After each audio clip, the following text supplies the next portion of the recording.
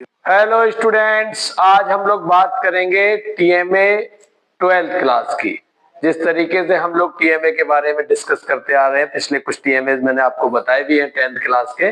तो आज आपके 12th क्लास के टीएमए की शुरुआत कर रहे हैं, यानी कि 12th क्लास के जो टीएमए हैं वो किस तरीके से बनेंगे, जिसमें हम पहला सब्जेक्ट लेके चलेंगे इंग्लिश। सब्जेक्ट कोड है 302 यानी 302 और सब्जेक्ट का नाम है इंग्लिश। बेटा टीएमए की जो मार्किंग रहेगी वो 20 मार्क्स की रहेगी।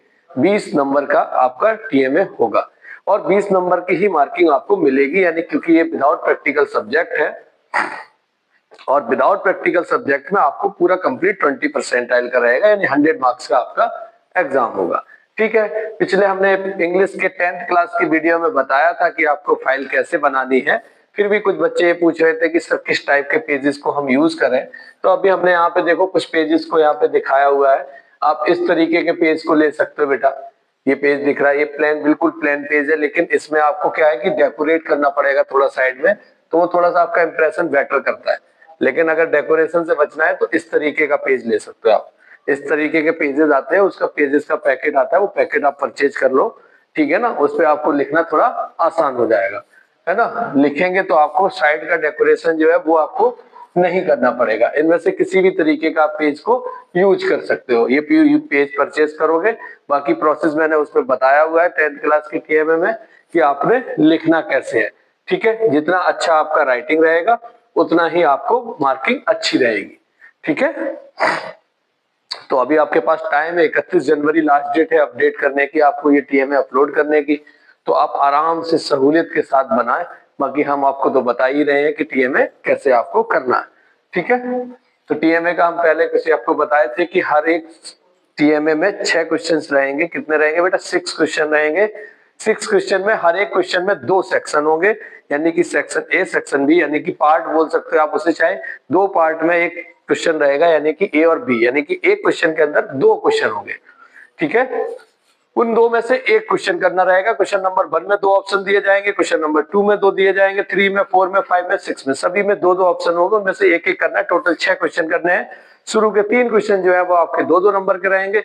चौथा और 5वां क्वेश्चन आपका 4-4 नंबर का होगा और लास्ट क्वेश्चन आपका 6 नंबर का होगा। पहला क्वेश्चन आपका जो है वो हम शुरू करेंगे। यहाँ पे बेसिक डिटेल्स जो लिखी हुई है, पहला हमने क्वेश्चन लिया सेक्शन यानी कि बी पार्ट लिया है पहले क्वेश्चन का, सॉरी ए पार्ट लिया मैंने।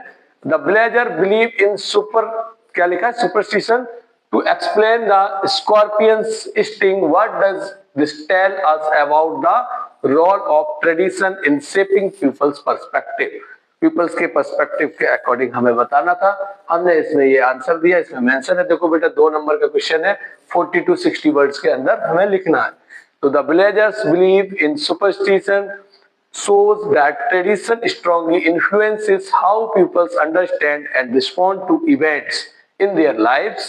Instead of depending on medical knowledge or logical reasoning, they follow old customs and rituals that have been passed down for generations. This indicates that tradition shapes their perspective, behavior, and decision, especially in the time of fear, uncertainty.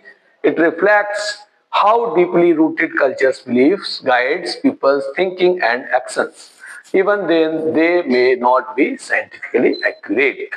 ये हमने इसका answer लिखा है। आप इसका answer इससे आप समझ के और बेहतर लिख सकते हैं, और इसको लिखना चाहें तो ये भी आप लिख सकते हैं। ठीक है, सेकेंड में भी हमने ए पार्ट लिया है बेटा। The crow proved himself to be a true friend. ठीक है, क्रो तो आप पता ही होगा, क्रो माने कौवा, डियर माने हिरन। The crow proved himself to be a true friend of the deer. What quality made the crow a good friend? क्या होनी चाहिए क्वालिटी, यानी कि क्या क्वालिटी उसकी थी जो गुड फ्रेंड हो दिखे। The crow show quality of loyalty. वो क्या दिखा रहा है? लॉयल्टी दिखा रहा, वफादारी, loyalty, intelligence and helpfulness. Helpfulness के साथ वो काम कर रहा है। हमने इस तरीके से क्वेश्चन का आंसर लिखा हुआ बेटा, आप देख लो। ठीक है, मैं 1 सेकंड को थोड़ा पीछे हो जाता हूं ताकि आपको आंसर प्रॉपर्ली दिख जाए। ठीक है, नेक्स्ट क्वेश्चन है क्वेश्चन नंबर 3। ये भी 2 नंबर का है।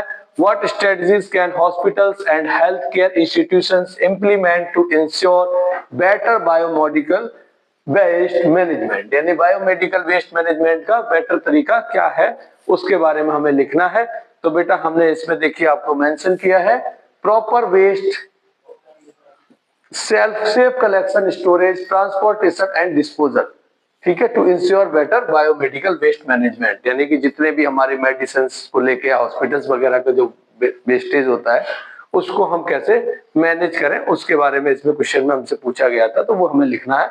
हमने यहाँ पे इसका आंसर मेंशन किया हुआ है, ठीक है, कर लोगे इसे, ठीक है। आगे बढ़ते हैं, क्वेश्चन नंबर 4। इसमें हमें ए पार्ट हमने किया है, मैरी कॉम वाला चैप्टर है बेटा। Mary Kom faced many challenges on her journey to success.